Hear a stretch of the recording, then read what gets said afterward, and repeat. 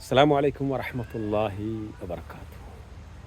பொறுமையிலே எது சிறந்தது? அல்லாஹ்வுக்கு கட்டுப்படுவதற்கு ஒரு அடியான் பொறுமை கொள்வது சிறந்ததா, அல்லது துன்பங்கள் துயரங்கள் வருகின்ற போது ஒருவன் பொறுமை காப்பது சிறந்ததா? இதற்கு இமாம் இப்னுல் கையிம் ரஹ்மத்துல்லாஹி அவர்கள் பதிலளிக்கின்றார்கள். ஒருவனுக்கு துன்பங்கள் துயரங்கள் இழப்புகள் வருகின்ற போது அவன் பொறுமை காக்கிறான் என்றால் அது அவன் நிர்பந்தத்தின் காரணமாக பொறுமை காக்கின்றான். ஒருவன் அவன் அல்லாஹ்வுக்கு கட்டுப்படுவதற்கு, பாவங்கள் அவனை நோக்கி வருகின்ற போது அவனை தவிர்ந்திருப்பதற்கு, அல்லாஹ்வை திக்ர் செய்வதற்கு, தொழுவதற்கு, நோன்பு பிடிப்பதற்கு போன்ற விடயங்களுக்கு அவன் பொறுமை காக்கிறான் என்றால் அது அவன் தெரிவின் காரணமாக அவன் பொறுமை காக்கிறான். அவனுடைய சுய விருப்பத்தின் காரணமாக அவன் பொறுமை காக்கின்றான்.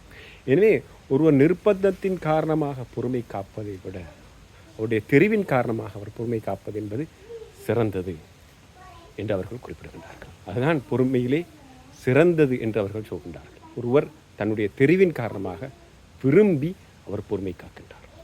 எனவே இந்த இரண்டு வகையான பொறுமையை நம்மிடத்தில் வளர்த்துக் கொள்வதற்கு நாங்கள் முயற்சிக்க வேண்டும். குறிப்பாகவும் சிறப்பாகவும் அல்லாஹ்வுக்கு கட்டுப்படுகின்ற விடயத்தில் நாம் பொறுமை காக்க வேண்டும். அஸ்ஸலாமு அலைக்கும் வரஹ்மத்துல்லாஹி வபரகாத்துஹு.